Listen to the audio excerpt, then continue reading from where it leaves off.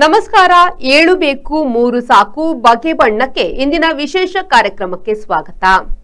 ಕಾಮನೆಯನ್ನು ಕೊಲ್ಲು, ಕಾಮವನ್ನು ಸುಡು ಎಂದರೆ ಕತೆ ಕಟ್ಟಿ ಕಾಮ ಎಂಬವನನ್ನು ಸುಟ್ಟರು.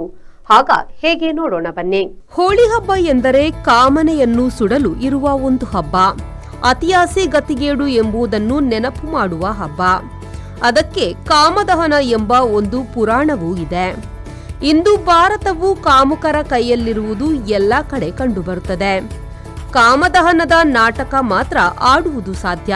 ಇನ್ನು ಈಗ ಇದನ್ನು ಕಾಮನೆ ಕಳೆಯುವುದಕ್ಕಿಂತ ಬಹುತೇಕ ಭಾರತದಲ್ಲಿ ಬಣ್ಣ ಎರಚಾಡಿ ಮೋಜು ಮಸ್ತಿ ಮಾಡುವ ಹಬ್ಬವಾಗಿ ಆಚರಿಸಲಾಗುತ್ತಿದೆ.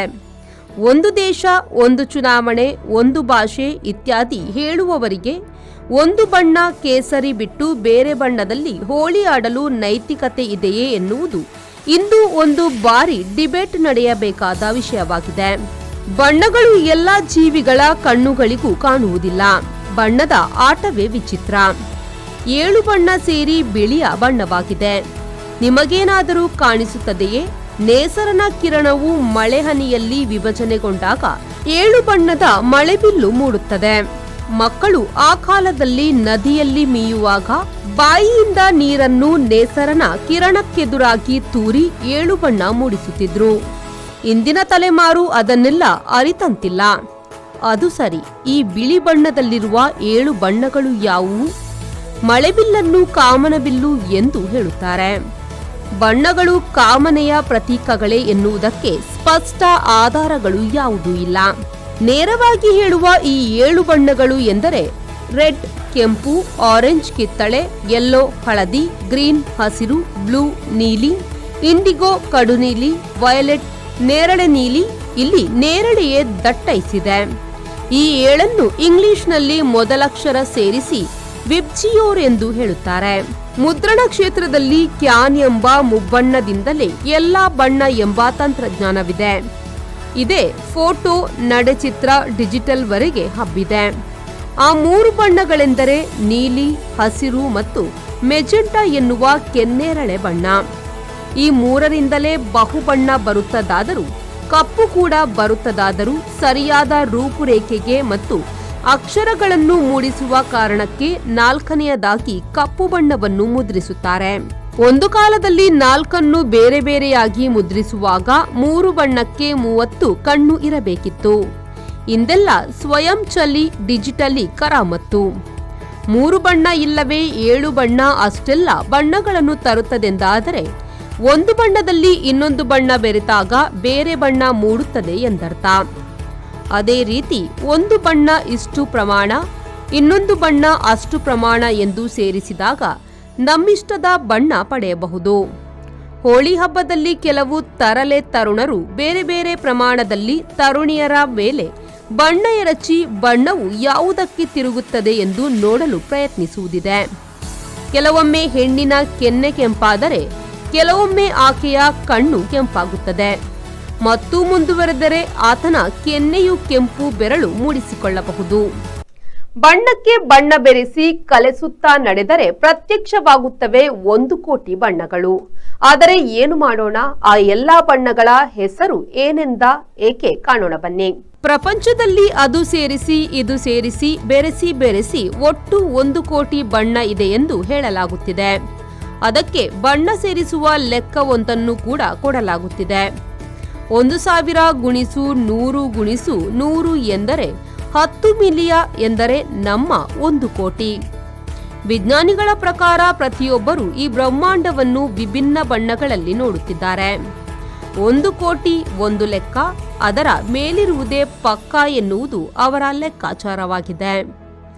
ಅಂಗಡಿಯಿಂದ ಕೆಲವು ಬಣ್ಣಗಳನ್ನು ತಂದು ಚೆಲ್ಲಿಕೊಳ್ಳುವ, ಎರಚಿಕೊಳ್ಳುವ ಬದಲು ಈ ವಿಶ್ವದ ಬಗೆ ಬಣ್ಣವನ್ನು ಬರಿಗಣ್ಣು ಮತ್ತು ಒಳಗಣ್ಣಿನಿಂದ ನೋಡಿ ಆನಂದಿಸುವುದೇ ಜಾಣತನ. ಅದು ಸರಿ, ಜಾಣತನ ಎಂದರೇನು? ಇದಕ್ಕೊಂದು ಮಾಪನವೇ ಇಲ್ಲ. 7 ಗಟ್ಟಿ 3 ಸಾಕು, ಉಳಿದ ಬಣ್ಣಗಳೆಲ್ಲ ಕೊಸುರು ಎನ್ನುವುದೇ ವಿಶೇಷ. ಪಟ್ಟಕ, ಬೆಳಕೊಡೆಕ, ಪ್ರಿಸ್ಮ್ ಮೂಲಕ ಬೆಳಕು ಹಾಯಿಸಿ ಅದನ್ನು ಬಣ್ಣಗಳಾಗಿ ಒಡೆಯಬಹುದು. ಹೋಳಿಯಲ್ಲಿ ಯಾರನ್ನೆಲ್ಲ ಒಡೆಯಬೇಕು ಎನ್ನುವುದರ ಕೆಲವರ ಬೇರೆಯೇ ಲೆಕ್ಕಾಚಾರವಾಗಿರುತ್ತದೆ. ತುಳುನಾಡಿನಲ್ಲಿ ಮತ್ತು ಬಹುತೇಕ ತೆಂಕಣ ಭಾರತದಲ್ಲಿ ಹೋಳಿ ಹಬ್ಬದ ಇಲ್ಲವೇ ಹೋಳಿ ಬಣ್ಣ ಆಡುವ ಕ್ರಮವಿಲ್ಲ. ಹಾಗಾಗಿ ಹಿಂದಿ ಸಿನಿಮಾದಲ್ಲಿ ಹೋಳಿ ಆಡದ ನಟ ನಟಿಯರೇ ಇಲ್ಲ.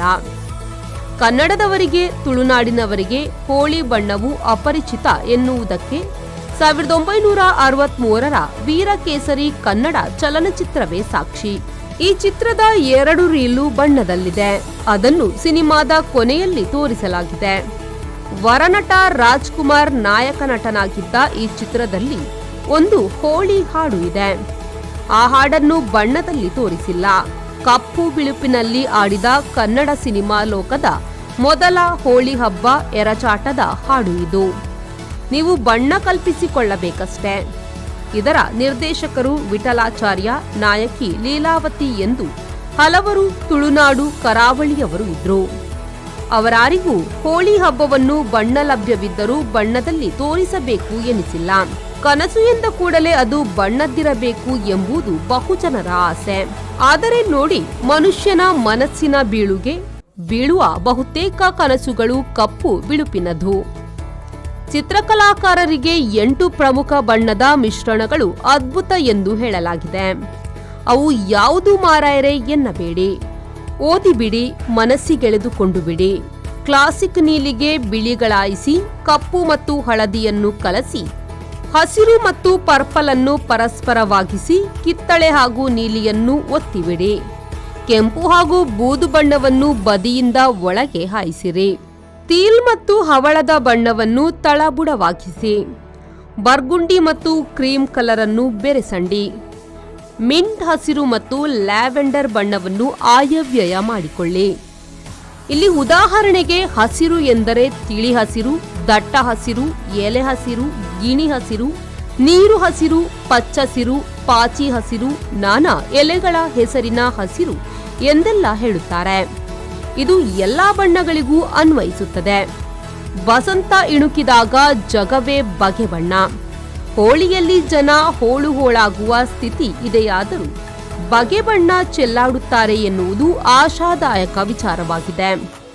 ಕಸ್ತೂರಿ ಕೊಂಡ ಬಣ್ಣದ ತುತ್ತೂರಿಯು ಕೆರೆಗೆ ಬಿದ್ದ ಕಥೆಯಾಗದಿರಲಿ, ಕಸ್ತೂರಿ ಪರಿಮಳ ಹುಡುಕುವ ತವಕವು ಜನರದಾಗಿರಲಿ. ಎಲ್ಲ ಬಣ್ಣವನ್ನು ಮಸಿ ನುಂಗಿತು ಎನ್ನುತ್ತಾರೆ. ಆದರೆ ಲೆಕ್ಕಾಚಾರದಲ್ಲಿ ಮಸಿ ಬಣ್ಣವನ್ನು ಬಳಸಿದರೆ ಕಾರು ಮೋಡವೇ ಕಾಮನಬಿಲ್ಲು ಆಗಿ ಮೂಡಿತು ಎನ್ನುತ್ತಾ ಇಂದಿನ 7 ಬೇಕು 3 ಸಾಕು ಬಗೆ ಬಣ್ಣಕ್ಕೆ ಕಾರ್ಯಕ್ರಮವನ್ನು ಮುಗಿಸ್ತಾ ಇದ್ದೇವೆ. ನಿರಂತರ ಸುದ್ದಿ ಮತ್ತು ಮನರಂಜನೆಗಾಗಿ ನೋಡ್ತಾ ಇರಿ V4 ನ್ಯೂಸ್.